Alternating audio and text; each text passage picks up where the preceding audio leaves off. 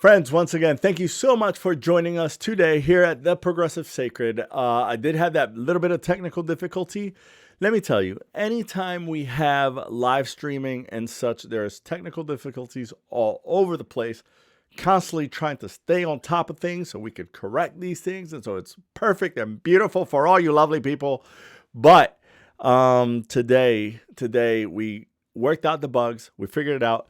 It is here on my page, but also if you check out the Progressive Sacred Facebook page is there. You could also find our videos upstream to YouTube, the Progressive Sacred, and our podcast has been on all the areas that you find your favorite podcasts.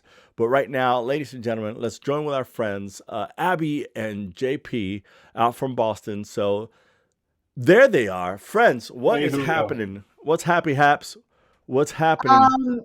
I want to be able to do this and be like, it's all great, just like you did, because that was epic, and What? I want to be able to do that. So When can I you jump teach me how off? to do that face? Yeah, it's a little bit of just Oh, the opening up your bugs. eyes and just bugging Yeah. out and I already say, know how to do all that stuff. so No, is, you- is Yeah. that how you teach, JP, at the college? Yeah, You're like, I'm like super. welcome, charismatic. students. All right. Honestly, as a I'm trying teacher, to do it. I'm trying. as a teacher, give it a try when you preach or when you teach, which is basically the same thing. I believe I just blend the two. All together. When I get my students, man, and I have them and they're not quite settled, I don't wait for them to settle, right? I don't wait for the temperature and the right and everything to be set right. I just jump in. It's like, all right, everybody. Hey, just wanted to tell you that I miss you and love you all. Welcome back to, and it's like Tuesday in my classroom and I'm like, buenos dias. And they're not even fully awake. I know, I get it. I may come off annoying, but I honestly think that they genuinely love me. Oh no, I love the persistent eyeball. But they say they hate me, but no, I think that they love me. Oh, that's good So for their age. it's I love it when my classes talk before the class actually begins, because if they're all talking to each other, they have a lot of energy, and then that energy will eventually go into the class itself. Mm-hmm. Whereas if they're all sitting there silent, staring into their phones, I'll be Yeah. concerned that it's not going to be a good class. I think as public speakers that the three of us are, you feed off that energy. If it's a dead room and silence and cell phones, it's hard to dive on in and have people just like, sure, I'll put my text message away. No, they want to finish that up. No. Let them talk, and then now I take that energy, take it in, and shoot it back out in the world. But ladies and gentlemen, it is the Progressive Sacred. This is a time when we get to chat, we get to talk about issues of progressive Christianity and above and beyond all of that. Or Today, how to make your balls big. or just how to make your eyebrows like pop and your eyeballs pop out so you get people's attention. But I already know how to do it. today was really interesting, and I want to start off by saying I miss you all. I love when we get your questions, when we receive your questions, your comments, your concerns, and complaints. All of them are welcome.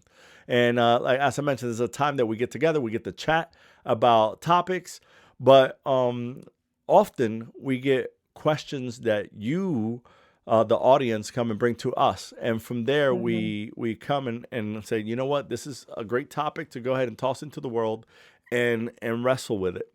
And today's topic was brought to us by a frequent listener who said, you know what, here's a question. And said, why do I need or want to go to church? And now this person elaborated on it, and I'm pretty sure I'm hoping she's out there listening. And if she does, I don't want to just bring her name out without her permission. But, We did say, and agreed, we shouldn't pull her name out with permission, but we did say the last podcast that John Paul and I did, this question came up in the comments section, and it just was, we didn't have that much time left, and we were talking about other things, and it was such a good and important question that we said to everybody, and I've been in contact with her, so she knows that. Again, we don't need to say her name, but this is a question that needs an entire kind of live stream to talk about. It is true. And I kind of want to jump out with my answer, but I don't, right? Like I think, and this is, I feel that this is where I'm at often, that people come and they assume they know what we're going to say. And I'm like, Mm. well, I don't know that you can be sure that that is what we believe, that that's our theology, our ecclesial answer. And so with it, I want to welcome and all of you who are out there, and we see the numbers going up, all the people who are out there want to make sure that you chime in. First of all, say hello, say what's up. We love to give you a shout out, but also we want to hear from you. We want to hear what your thoughts are around the topic of church attendance. And maybe I believe that this is one where there are many people out there who may not attend church right now, but have maybe in the past grew up in a culture that they had to attend. Or Mhm. one of the scenarios that I hear and think often is people who have been hurt by the church Ugh. leave the church, right? But then Yeah. they feel that they need to return because of children, right? And so Yeah, that's that's one thing always, that I that today we want to tackle, right? And yeah. because there's Can definitely we just specific. can we just abbreviate the whole conversation and say that we go to church so that we'll go to heaven and not hell when we die? See, Can we just say, Don? some of us pick Like up on we your can't even, sarcasm. yeah, like we can't, like, stop, okay? I can't stop. Okay, Some of us he's being can't. sarcastic. I think like some of us can pick up on your sarcasm, but because you have I the shape prefer the of term your, irony. you have the visual of your most average white male church attendant who would truly say that, we can't just blurt that out in the world. You know, All right. when people look at me, they're like, yeah, that guy doesn't normally go to church. When they look at you, they're like, that guy's like front pew and center. Oh yeah. We were. Oh yeah. We were front You pew and know, center in Did you have church to growing go up. front pew Are when you you were kidding? little? We were front left every Sunday. Front? Second from the front. Oh. Second from oh, the front you got good every seats. Sunday of my life growing up, my You got entire the life good growing up. seats. Wow, you We got were the good all seats, there. my friend. Hey, You had to sit in the second pew? Second pew on the left, in second pew. front, That's my usually entire staff. life. That's usually staff level, like the front Uh, important people who are like the family of Well, the I staff or mean, his something. dad was a minister, but not for a lot of his growing up. But I would like to point out that I am a big second or third pew kind of girl, but I'm also the same way in the classroom. But when you have small children, that's like too much. Way Hey, too much for my parents. I did wanted to say that Nicole gives us permission to share. And this was a question that was brought up by Nicole Lawless. So thank you for sharing that. She says, I'm open, no worries. And shout out to you saying hello. Again, anyone And who's thank out you, there, Nicole. make sure that you say hello. We'd love to give you a shout out. And we're going to dive into this topic real soon. But I would like to say I am more of I like to travel throughout the church seats and see like the culture. I think that you get very different perspectives no matter Yes. from where you sit. Not only Yes. from the perspective of an attendee, but also like the culture that's happening around in that area. Um, different churches have different cultures around this, and Yep. there's a DNA that is threaded from generations and generations, right? I'm not. I think that we are all aware by, or many of us are aware, that churches had some poor practices. Churches had, No way. especially the colder the church, there are pew taxes. There were pew taxes where those who wanted to show off their money would pay and sit Oh up yeah. front, right? Oh Those yeah. who wanted to afford heat. Remember, the whole building may not have been heated, so we had people who sat up front and paid that little extra, and others who may not have been as fortunate and had to sit out back. Churches within churches were there was a lot of segregation to the point of like, even when it was time to communion, some people were escorted out of the churches, and things like that. I mean, you have movements that came out of that. I'm sure many progressive movements like the Free Methodists who fought Yeah. about things like that. So those things are dope. But I like to carry it because even in 2023, there are areas where you like see those who like to look a lot prettier, up front. Those who like to flaunt their monies, and then those who come in humble or whatnot. I don't We know. we were up front to flaunt our money. That's the entire I point know. there. I We know. want I know. everybody to envy, you know, the suits we wore from Salvation Army and the car we got used and all that kind of That's right. stuff. You did not get them from Salvation Army. You got them from Sears. Yeah. I would say that there's also it's interesting, right? Because I think our culture is less formal now. Mhm. And a lot of churches, you don't show up. Like, even in the 20 years I've been a pastor, the way I dress has changed radically in what's accepted. But I still think that even though it's less traditional and maybe you're not in a new dress or a new suit or anything like that, there's still these subtle things, right? Like, there are styles of churches, like the hip churches, where people wear what I would call, coming from Buffalo, New York, a toque. But, they wear like hats What in the in world is places a that are toque? warm, I have no idea like, what a toque is. like skull caps. What do you call those hats? Well, Scully's. Are they called scullies? In the I mean, South, we called them stocking caps. Stocking caps. That's what we called them. Great. I'm not kidding. But like, there's like this hip mode. And there are all these subtle cultural kind of moments in churches that tell you if you belong or don't belong. And so I think, as a pastor, that's one of the things that I worked hardest at, is I just break down all the norms of culture and shake things up to give lots of room for people to enter. But it's still hard. What's this? You're I'm like, no, waiting. you I don't. want to hear from JP, and then I'm gonna like do my thing, where I'm like, here's, go ahead. Wait, what's the question? Oh, well, let me respond to, and again, we'll love to hear some feedback, people. I see you out there. Don't just hide. I want to hear your thoughts. But the whole, like, I do see where throughout generations things have gotten more relaxed. I don't see it Mm-hmm. just in churches. Think about when we were younger and you went on a flight.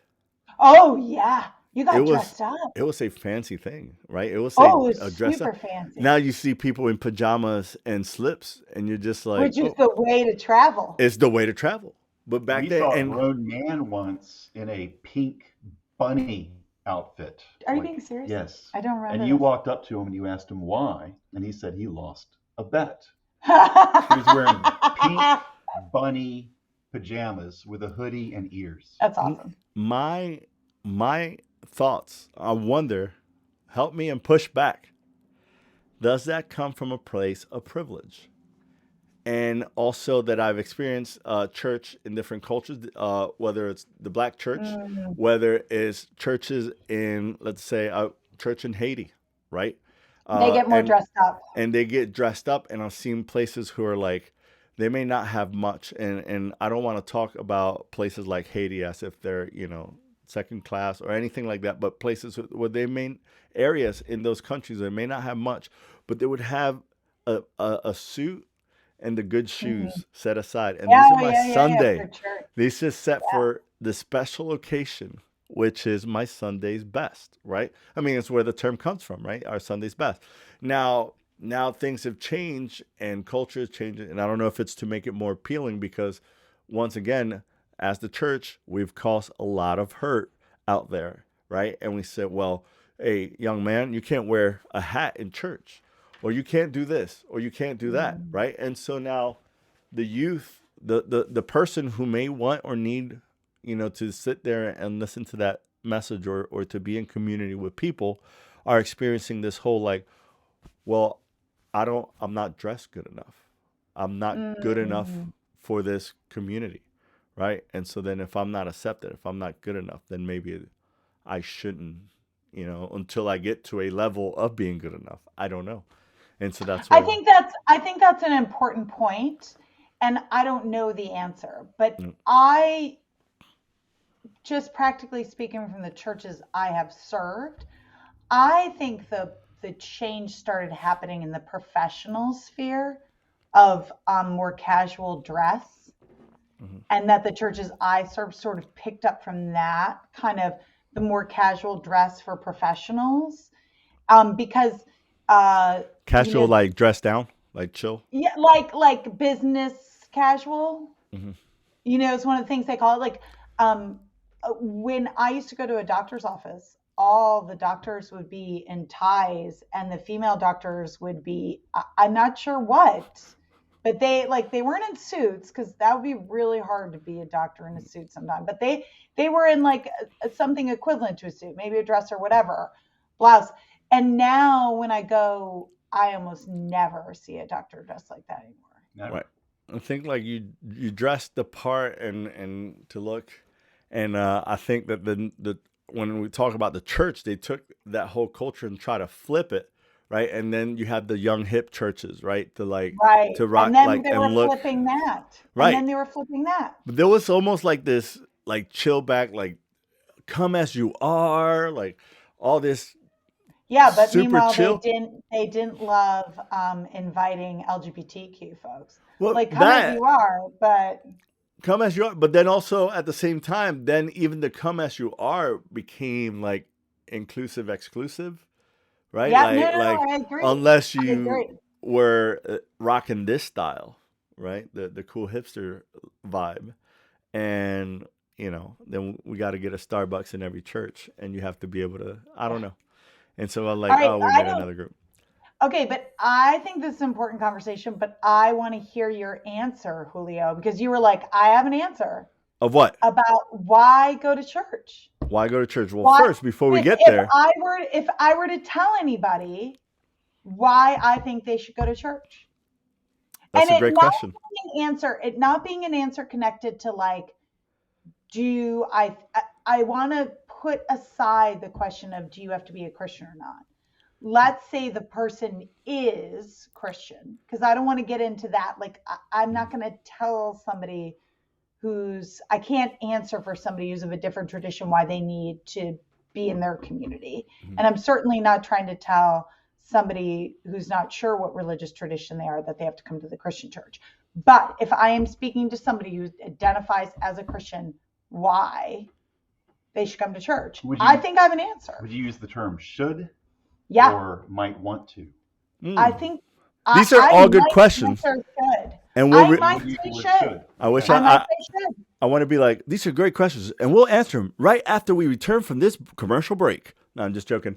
But here is a couple Maybe of comments. I don't know if I would Nicole says, I think so. She sat always first row, church and school.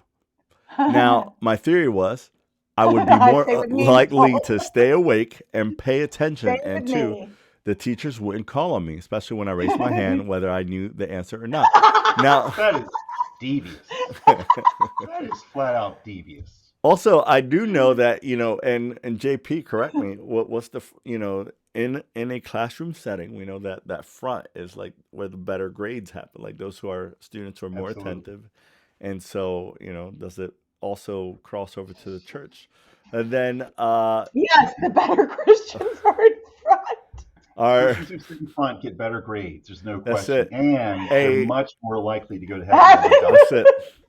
Oh my Nicole, gosh, who also puts, I love dressing up, and sometimes church is a reasonable place where I can wear my good stuff. Keep in mind, I have the same clothes I wore in college, but I have That's because you haven't gained any weight, Nicole, apparently.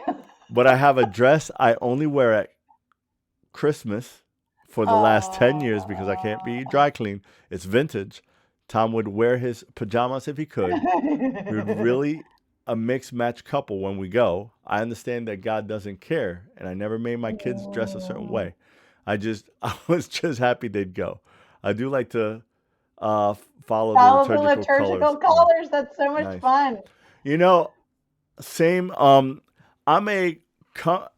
so that I'm like a middle of the way type of person. I'm a come as you are, dress it like God, Jesus, and we shouldn't give a hoot how you dress. But at the same time, I'm a Sunday's best, but like come as you are, if that makes any sense. My kids, I don't ever want to like shame them or turn them off by telling them that they can't wear something.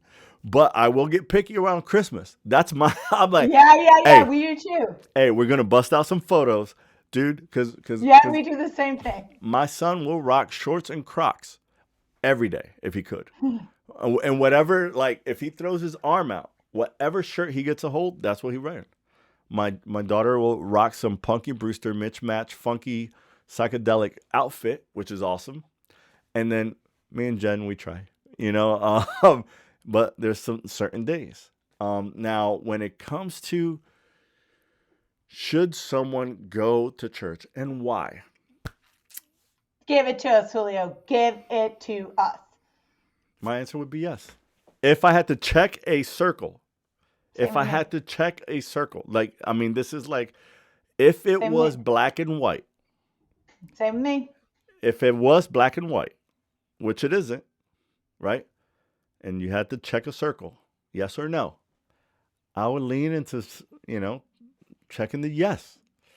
I believe that, that there, and that's because I am a community type of person. And so sharing with the body, sharing with a support group. And so like part of me is like, does it have to be church? Now that's where we start getting Mm, into odd places, Maybe right? we define church pretty. I mean, I think And you and I define church pretty broadly. I'm gonna stop there and say, what do y'all think? John Paul, if you had to check a box, I would check yes. What would you check? I hesitate to use the word should, but I would just say that there are tremendous benefits to going to church that I actually think make the case for going to church compelling if you actually are a Christian who actually, and not just a nominal Christian, but a practicing Christian. And I think that we're in a society that has an epidemic of social isolation and loneliness. There's increasing research that suggests that loneliness is not just Mm, a feeling you have, it's more like a disease. mm. It causes depression, it adversely affects the body, it shortens lifespan, it worsens the prognosis after a surgery or something like that. So we have a huge epidemic of social isolation. And then there are all these religious institutions, including churches around, where people can go and have community, but they're not going there. They're just isolated. So I think that's very, very bad. I also think that privatistic religion, individualistic religion, it just breeds complacency and self-satisfaction. Mm. I mean, I've been in church and I've met so many people in church who were had gifts that I didn't have. Gifts of prayer, gifts of healing, Gifts gifts of of service, gifts of generosity. generosity. Oh my And there were gosh. those things more than me. And I'm just like, wow, I've got room to grow here. So that, Mm. that kind of challenge that arises from a community, I think, is essential. And then also, you know, Don't take all my answers. Okay, go. I'll give one more. I've got to give three. He likes I've threes. got to Oh, give you He's three. Trinitarian. So the final reason that I would give would be that it's a support group. I mean, it's a deep community, and I think we were made by a community, which is God, a community of persons united through love into one God. I think we're made for community. Certainly, we evolved in community within tribes that were our families, basically. And now we can Hmm. sit alone at home Hmm. and feel self-sufficient, but I actually feel that's a kind of joyless existence. So I think that we need deep community, and that religious communities at their best are deep communities. I've got three more. I'll just keep No, on no, going. no. Mm-mm. All right. I don't know if I Go have ahead. three. I mean, I think You have to have three. That's the game. I think my best self comes out at church. And I don't think it's because I'm a great person or I'm a great Christian. If anybody knows me, I'm like struggling to keep my stuff together as Christian, pretty much. But I think my best self comes out at church. And I think it is a particular dynamic of being in faithful community. Now, I have a pretty broad sense of what church means. And I'd be happy for us to get rid of the word church because the word church is really loaded and can be really damaging for some.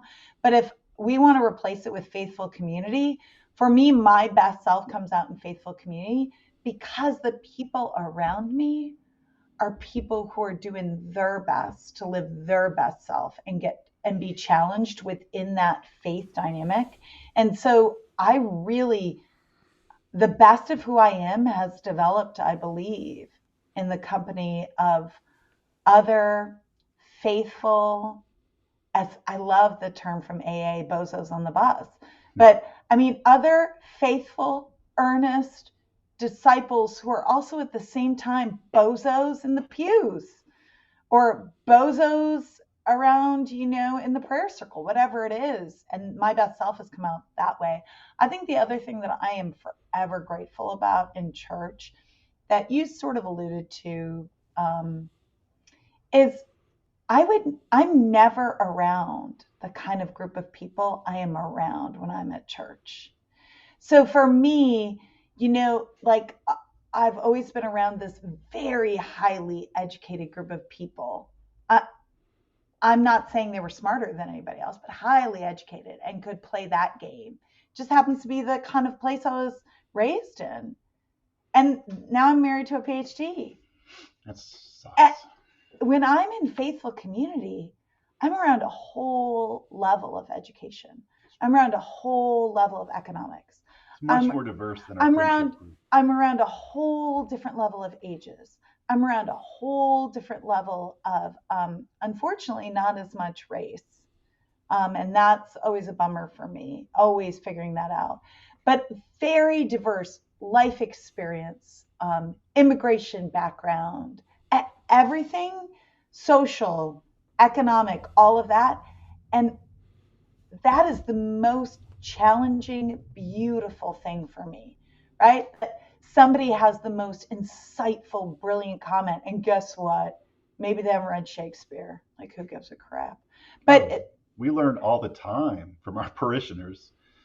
I mean, I'm sorry. I've got a PhD in theology, but I learn all the time from my parishioners. I love to listen because that's how I learn, and they have insights from their lives that I could never have myself. And so I'm always appreciative for community in that sense. I had that experience Sunday morning at the Lenten study. I think I have Lent figured out. I mean, I don't really, but I've been studying it. I've been preaching on it for 21 years. And then I had this conversation with two parishioners, and I was like, whoa, wow, which was thrilling. And that, I feel like those are signs of healthy community, that where we're learning from one another. It's not just a hierarchy, like you learn from me and that's just the way it is. And we look up to this religious leader, pastor, deacon, whatever it may be. People are looking up to me. And then and then they're the say all be all. But I think we said, as I said, stated earlier, I would check. Yes, I think it's important. I think that healing happens, but I will say, and I think many can echo this or relate to, that some of the greatest joys, some of the healthiest places and safest places have been ecclesial places like churches, and some of the most toxic and hurtful places have also been this, whether the same or similar types of places. So then, with that is where I hesitate, right?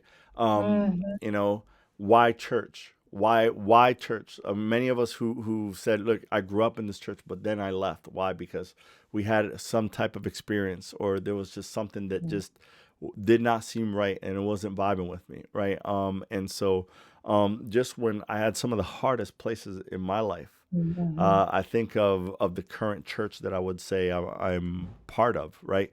There's a couple there who out of random and didn't know us from the next person, and said, is there something we could do for you? And I'm not just talking about prayer. I want to see, how can we be here for you? Do you need something? And we're going through a really hard time in our lives. And the first time they're like, maybe just babysitting, and they did. They watch our kids. We barely didn't know them. Then they're like, no, I feel like we want to ask you again. Is there something that we could do? And these people, without knowing where we were in life, and we said, look, we're kind of homeless. We don't have a place to go. We're leaving a toxic situation. And we left, and these people took us in without knowing our last name. All right. Wow. And so all the guilt That's within church. us, all the guilt and the hurt and past experiences within us were like, I guess we now have to attend this church because they're going to expect something. And they assured us every time, they were like, you don't have to come to the church. You don't Mhm, have to step here. You don't mhm, have to. You could just, there's your, and That's faith that, right there. Holy that crow. type of attitude, that type of care was the way that love was demonstrated to us was what mhm, drew us and attracted us to that church, to the healing that then took place within that mhm, church, to a mhm, pastor who knew our mhm, situation and said, who basically was like, no one's gonna bother you to do Sunday school or mhm, youth to lead mhm, anything. You can sit mhm, here, you can leave, and not have to, mhm, and mhm. so I've had several of those great experiences, but at the same time, as we mentioned, we've had some of those that just weren't as safe places, right? And to anybody who's out there who may be listening and said, we've been hurt by the church, we're in an unhealthy situation right now. I would tell you to leave Leave. day Because in day there is a out. good I was church like, waiting for you. There is a good like, church waiting and for you. and if we could, pray for you, be with you, find a place Mhm. that's close to you and healthy. We would love to extend that, but if you're at a place where and I Leave. want to even Leave. add, that is not Jesus, that is not God, No. that is not It's God, controlling. right? I think I'm noticing a few things about our conversation which I think are important to point out, maybe some of our blind spots. But the three of us, I don't know if we would call ourselves Protestant. I think essentially we would. I tend to call myself more of a progressive Christian now, but it's still very much rooted in the Protestant tradition. And why I point that out is leaving a Protestant church is what Protestants do. We leave a Protestant church and we go find a church that we like. It's very comfortable for us. That's what Protestants have been doing since they started. They don't like your theology, they go create a new church. And so I realize that for some people out there, they feel like the choice is I stay in this church, like I'm going to make this up. I'm really not trying to say anything negative about the Greek Orthodox Church, for instance. But if you're raised in the Greek Orthodox tradition, that's a very particular tradition in America, right? Like I'm just, Right. there aren't as many Greek Orthodox churches. Like if you leave, you may think there's no other choice. And so I think that might be a bit of a blind spot for us because we feel like you can leave a church and find a church, which is exactly what you did, Julio, which is exactly what we did. Um, and I think another thing that we're talking about, which I think is really important to understand, is a lot of what we're saying is particularly sacred community, Mhm. but it has nothing to do with salvation. Mm. It has, okay, It you has to may do with disagree. this worldly Yes. salvation, which is healing. Well, I think it has to do with living our best selves individually and living that best self as it connects in the world, both with others and with creation. And so that is a very kind of, we are not moralistically concerned about if people show up to church and how often. We are concerned about them living into the best love and life and community. I think that people, Yeah, I think there have been times in history where going to church was a social obligation. It was something you yeah, were we're not expected to into that. do. We're fighting godless communism, and we are the God fearing nation, Mm, and therefore, good God fearing Americans go to church every Sunday. And this is where you can meet your other really good citizens, and you can close some business deals and make some contacts. It's a yeah, good that's, place to yeah. be. So I think that we're past that, but I think that church offers it plays a therapeutic role in its parishioners' lives when it's done correctly. And I can remember a teenager in our church losing a friend her own age. Oh, yeah. And I remember her just losing it Oh, in yeah. church. and 3 church mothers, these elderly ladies, all 3 of them hugging her at the same time Mm. and consoling her while she lost it. And I cannot imagine that happening in any other place besides church. And Julio, I acknowledge that some people have had bad experiences in church. That is Really bad absolutely true. experiences. But I would point out that every aspect of human culture has good and bad manifestations. Science builds hospitals. Science makes nuclear bombs. Art produces propaganda for fascists. Art produces beautiful insights into other people's lives. And religion's the same way. Religion can be bad, it can be controlling, and it can be great, it can be healing. And all of these different aspects of culture have different permutations or expressions because human beings are messed up. And when we get together, sometimes we do good things and sometimes we do bad things. And so church Julio can wants be to, yeah. good. So just find a good church where good people gather together to do good things. Julio. Thank you for saying that. Thank you so much, JP. And I love it because it's, right away, it breaks my heart when right away people want to say, blame it on a God, blame it on a loving God, blame it on, no, and it's like, no. Do you see how we've perverted this, right? Some of us have created beauty in it, and in the same, and I'm just gonna say me, like I'm not gonna point the finger at anybody. Like I've created beauty in the church, and I've created ugliness in a church, right? I've turned people towards a church, and I've turned people away from church, right? Like, and so you're right in any aspect, and whether it's art, whether it's the hospital or science, as you mentioned. I think back when I worked as a bartender, and part of that was like I that love was this. that was church. church for me, right? Like that was me sitting there and listening to people and serving people, and hearing their situations, and they made it not have known, but I prayed for people not in a traditional way where I randomly just put my hand on, but said, you know what, man, that person was a blessing to me. Lord, may you bless them on their walk and on their journey, right? And so, thank you for mentioning that. I want to bring in Nicole's comment, in which she tells us where this kind of originated from. So my original question was super long-winded, but it was born out of controversial. The Jesus, we he talked gets about you, that right? Like we Jesus, talked about that the last he podcast. gets you. That was that Super Bowl ad, correct? He gets Yep. you. My question was, and so what? What do we think people relate to that idea? If these people have stepped away from church, what is the mission statement to bring them back? So I don't know. We talked about this some last week. I really think, to me, it's fascinating that they're saying he gets us. Because I'm still seeing signs, even up in Boston, I'm still seeing signs that say, there's no way into God except Jesus. And these are billboards by the side of the road. And if you don't accept Jesus, you'll go to hell. I mean, I'm still seeing these billboards, right?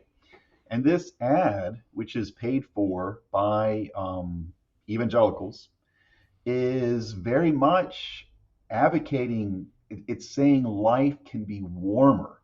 It's saying there is a place that you can be understood, and there is someone who understands you. So it's kind of giving up this entire, you're going to go to hell when you die unless you convert to Jesus Christ. And it's saying that a relationship with God, with Jesus, can warm our lives. Oh my goodness, my wife, what is she doing right now? Unbelievable. Yes, and then it's a bait and switch. I know it is. Yeah, there I am. That's me. I know it is, but it's also a concession to what progressive Christians have been doing for years, which is saying that Christianity and church going can be an existential added plus in your life and make it It better. can, but don't go to the church that doesn't accept you as you are. I agree. I mean, so that's the problem. Like they're saying he gets us, yet who does he get? White cisgendered men? Women who want to stay home with their children? By the way, if you want to stay home with your children, great. And if you're white cisgendered, I'm married to one. Great. But that's so, Nicole, I don't know what their mission statement is because I think it's all smoke and mirrors and it's a bait and switch. So I think it would be great if a large group of LGBTQ plus Start going to Christians their churches. no, that's not what I'm saying.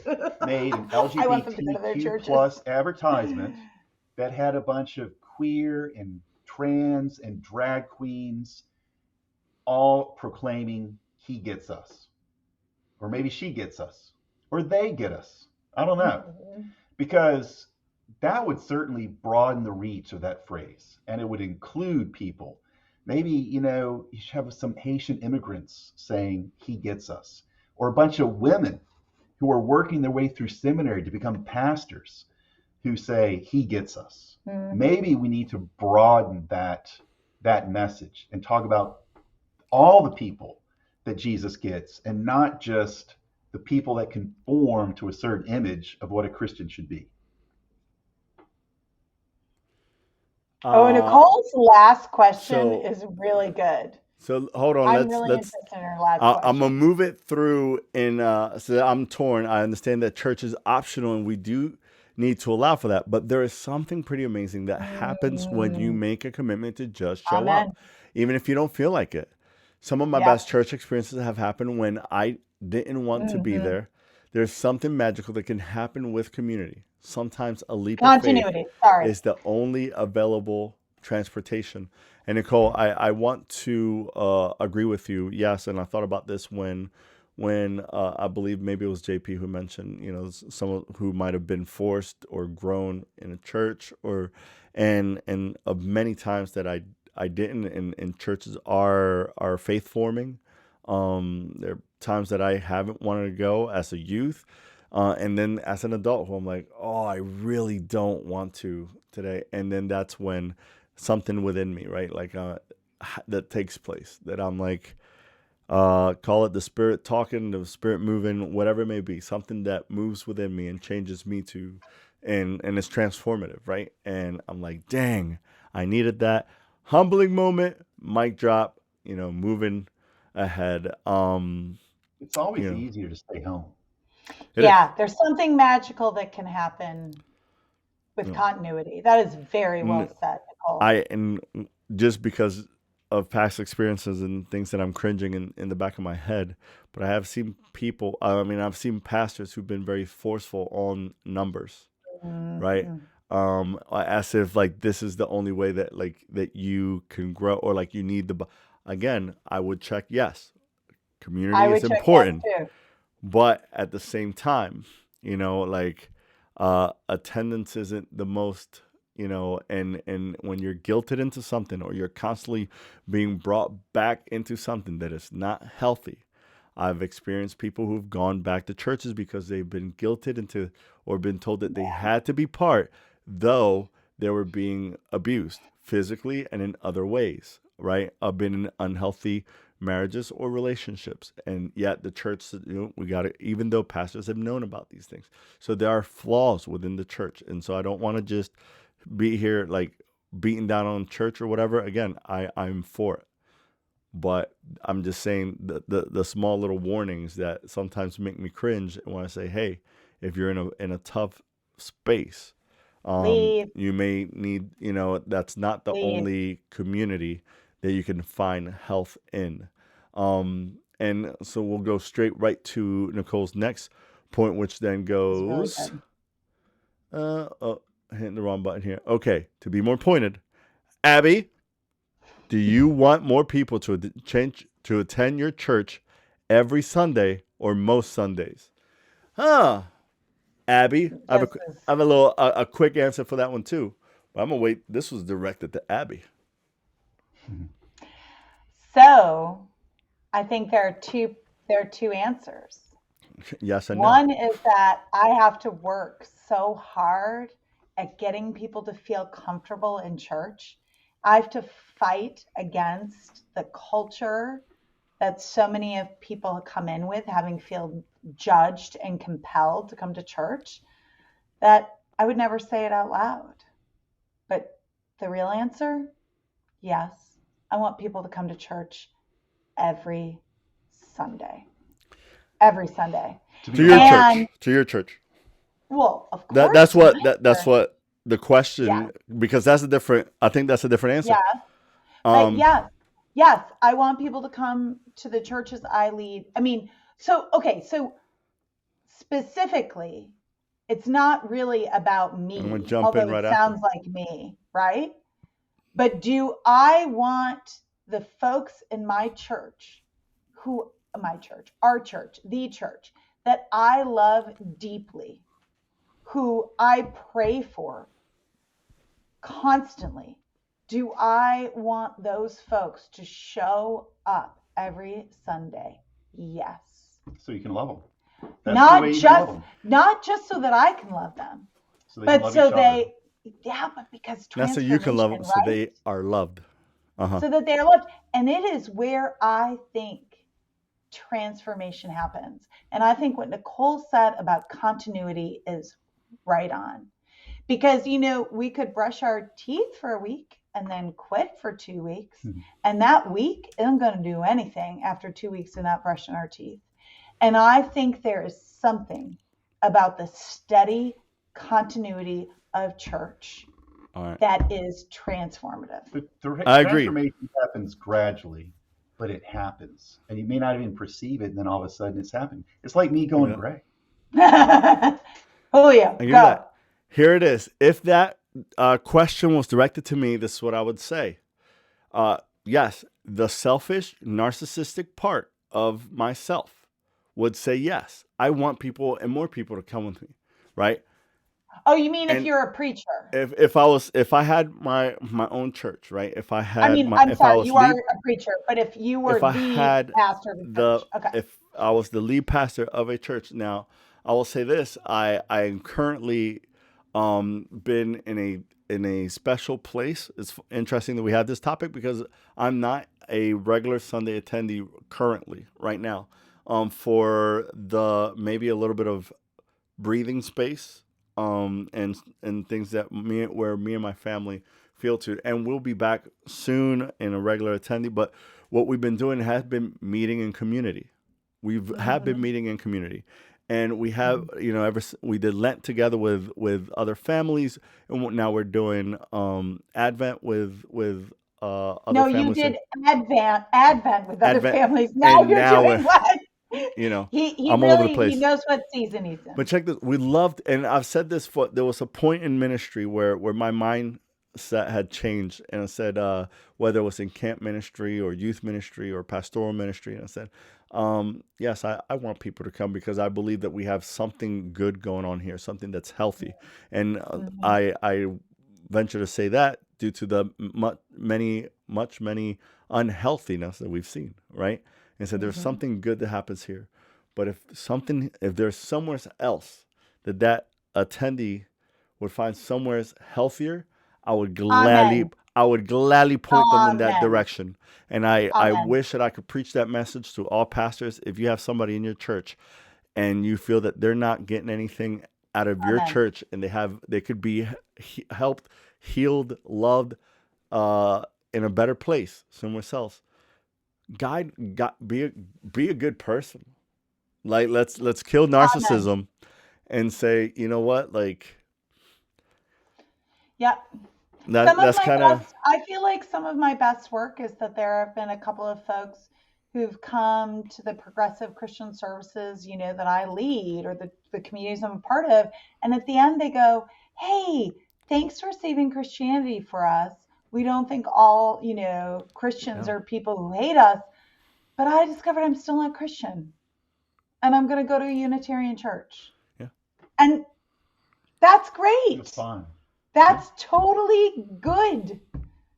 You got to find your match. Yeah. I tell students who are applying to college, You can't rank colleges 1 to 20. It's not objective.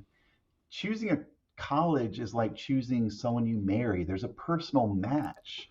And you got to find the college that matches up with you. You've got to find the church that matches up with Yeah. you.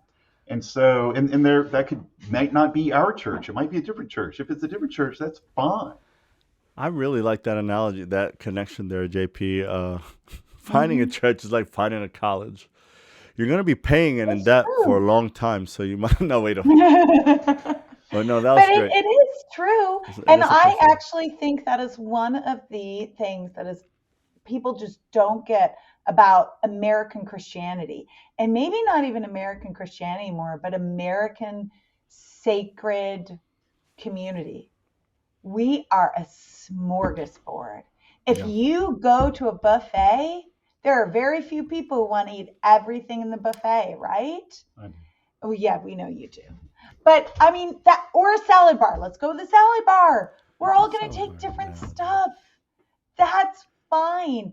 And the American religious landscape gives us so much incredible choice.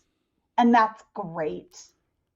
And if you like really formal liturgy, don't come to the churches I serve. No, I'll disappoint you. she's low church. It's like basement church. It's like an underground salt mine church. Okay, I think it'd be important for us to flip this conversation to what are some of the things that we think make up healthy church? Number one. Because we do not, none of us here would say it has to be Christian, right? So let's get rid of church, faithful community. But we're going to speak within the Christian church because that's the tradition we're in. But none of us here would say it has to be high liturgy, it has to be low liturgy, blah, blah, blah. What are some of the things that we do think make for healthy church? It cannot Now, be controlled. let me give a quick, as we're ending in time, and this seems like you want to open up another hour episode. I believe that Yeah. we So maybe should next week. hit up a couple snippets and then say, you know what? Let's come back next week and let's and again throughout this whole week, feel free to message us, send us your message, email us, whatever it may be, directly through Facebook, and let us say, hey, this is what I'm experiencing. This is what a healthy church is, or this is what a unhealthy church is. Here's where I see some red flags, and we'd be glad to discuss and wrestle that with you. But on that, hit it up. How do we start thinking of some quick health? You So said no control. let's clarify. So next week we're going to talk about how to pick a church. Is that what we're going to talk about? Oh, I JP, would say Signs of a healthy church. okay. signs of a healthy church. I would say a church is as healthy as it is uncontrolling. The more it tries to control you, the more especially it tries to control you by inducing fear, that is the more harmful that it is. Non-hierarchical and non-patriarchal. Transparent. You only get one. Stop. You only get one answer. I'm brainstorming. No. No negative feedback during No. brainstorming. Julio, negative feedback during it's brainstorming. your turn, Julio. I'm piggybacking off of Abby and saying that those who are willing to be in community and listen to those they serve, right? Not those that they lead, but I mean, leading and serving should be synonymous, right? But when you are leading, you're serving, and that when you're able to take that flock, let's call it, or that group of people that you are doing life together. And in those situations, I personally have found some of the most healthy places that then it's contagious, that then I want to serve, I want to love, I want to be in community with others, right? And then it doesn't matter if you're black, brown, white, cisgender, LGBT, it's just we're in community. We're breaking bread together, we're sitting at the table and saying, let's eat and have some more. Oh, that should be another thing. If the church doesn't have food or coffee, you cannot go there. Okay, sorry. Are we jumping the gun? We got to say something for next session. All right. That's true. Let me take a look real quick as we are just because Nicole has been awesome at bringing this topic to us, and I, for one, am Mm, so grateful for the church. I have been fortunate in my life that it's my space. It was my goal and hope that I gave that sense of confidence to my kids. Someday they'll remember that church is a safe place to be. mhm, Well, they were raised in the UCC, BTW. We were embraced, sheltered, and celebrated as we navigated challenges. It's mm. wonderful. That is wonderful. I would Nicole, say that's my experience too. Yeah. I've been embraced and sheltered and loved, and Church and church camp. oh yeah, I've been used, rejected and rejected, judged and hoard, used. but at the same time, I've been given Yes, many great opportunities and have met yes, some amazing people. I've had great opportunities to travel and see the world in what people call missions. I call it something else, but but at the same time, I've been the opportunities to break bread with people who are very different from me, right? And I've learned different cultures and such. So I've been blessed by it as well. But again, I guess we'll have some time to think about and take a look at next week when we look at healthy and unhealthy signs of churches. JP, I like to look up to you as an intellectual and as a smart person. I need you by this throughout this week. Can you come up with an app that if people check boxes at the end, it tells you what your denominational oh, that'd be outcome would be? fun. Sure. That'd And be easy but for you me. can't rig it so at the end it all says Presbyterian, right? Like Yeah. I'll send everybody to the Presbyterian Church. there you go, there you go. The Church of the JP. I was like, what's that? Oh, you don't know Saint But it would John be Paul? interesting. Okay, he's not going to be able to design an app, but it would be really interesting to help people understand like some of those questions. I've been Well, I'm asking going to I'm that think. sure I'm they're going to. out there I'm going to somewhere. think about some of those questions. I'm sure through, somebody's made some type of survey but like I that. haven't found it. Throughout my seminary experience, I've talked to pastors and different Mm, people. I'm like, why isn't there? Because this stuff is confusing. This stuff is yeah. very No, no, confusing. no, And it is. so It is. we go to a church, and this is, again, maybe start a convo for next week, but we go to a church because our friend or somebody we care about has taken us, right? And then once we're there, many times we find out it's very different than the person who we are.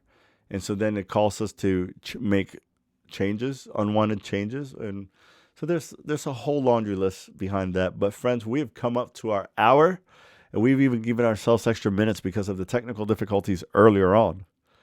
But with that, we will sign out and say, Nicole, big shout You're out. the Thank bomb. you. Thank Thank The you you, for that. Nicole. bomb, Nicole. Thank you for that. That question and for elaborating and for traveling with us and guiding us through this question as well. You're blessed, and I'm so thankful for your great experiences at church and how you continue to pass that to your Hmm. children. To continue to form faith in the little ones. And hopefully it continues to be healthy ways. So until next time, friends of the Progressive Sacred, check us out on our website, on our podcast, on our YouTube page. These will be up for you to review again. Come give us a shout out. Also, give us some feedback. We love to hear from you. And next time, same place, same time, hopefully starting right at 4 o'clock with no technical difficulties. This is Julio, Abby, and JP telling you, JP, that's your God cue. bless you. God bless you. Progressive Christianity is on the move. Love that guy. Love that guy. God bless you all. Thanks, Have Same. a good week. Peace, y'all.